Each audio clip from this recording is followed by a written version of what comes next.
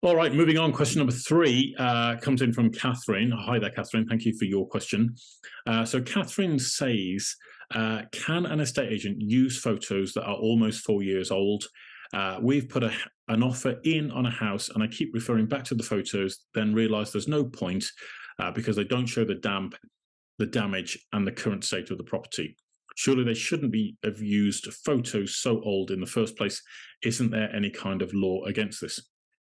Well, that's a great question, Catherine. Thank you for submitting that.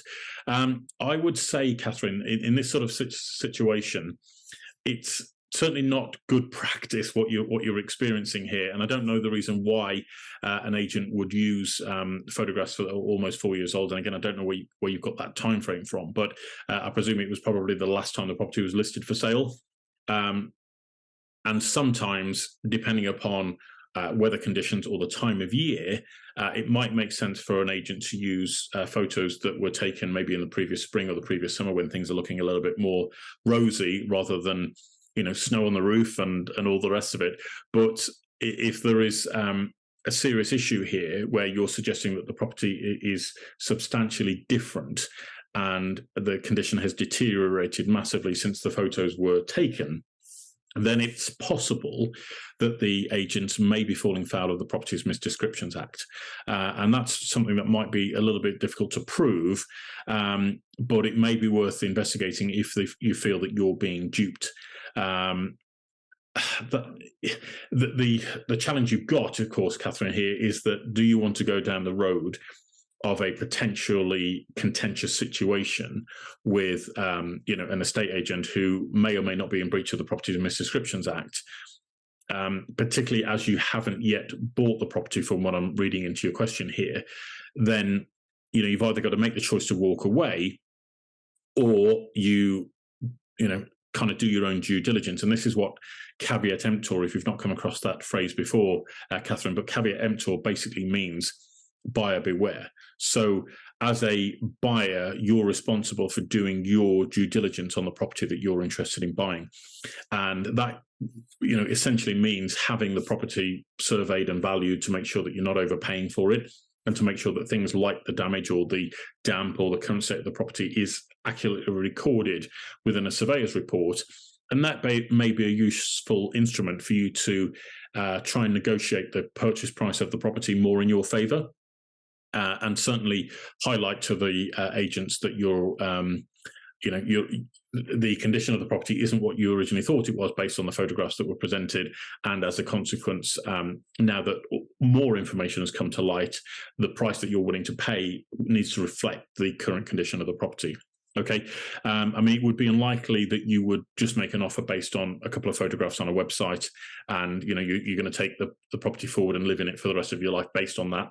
I'd say that's unlikely, and here's where I think that you might fall into a problem if you're going to try and go after the estate agent for that. It's far better to just put this one down to experience, I would say, and make sure that you've got the survey and the valuation done at least, and then obviously you need to make sure that your solicitor's on board to ensure that the property that you're buying is going to be okay, that the title checks out, that you're not going to have any potential problems rearing their head in the future that you might not be aware of. So I hope that helps, Catherine. Really appreciate you submitting that question, and I wish you the best of luck in terms of getting that one done sooner rather than later. And what it might pay you to do, Catherine, if you're getting into this point of getting frustrated, is to actually revisit the property and take some photographs yourself. Obviously, ask the seller's permission if you can take those photographs, but I would certainly do that myself just as an aid memoir, and also to perhaps maybe even get some quotes on the work that needs to be done, so that you've got a full factual picture of the property that you're actually buying and what it's going to cost you to get it to the condition that you want it to be, and then you're ready to get started on the property the moment that you move in. All right. So I hope that helps, Catherine. Anything else that you need support and help on, please let me know. More than happy to help you out there as best we can. And I wish you the best of luck. And hopefully you'll have a new house for the new year, which will be amazing. All right. Thanks, Catherine. So, ladies and gentlemen, thank you once again for your time, care, and attention today by being part of the webinar. Really appreciate it. We're here every week doing this to answer any of your property-related questions, whatever they may be, whether you're an estate agent, conveyancer, letting agent, removals expert, surveyor, or a mortgage broker, or anybody else connected with the entire process. We're here week in, week out to answer your important and pertinent questions, whether that's business-related, property-related, or anything else. So feel free to send them in to us. You can send them through to us on email, which is happytohelp@wiggywam.co.uk. That's happytohelp@wiggywam.co.uk. You can also go to our website, which is wiggywam.co.uk. That's wiggywam.co.uk, and connect with us there and send your questions in. Or you can find us on Twitter. Our Twitter handle is @wiggywam_UK. So that's @wiggywam_UK. And we'd be delighted to see you on a future episode of our webinars very soon.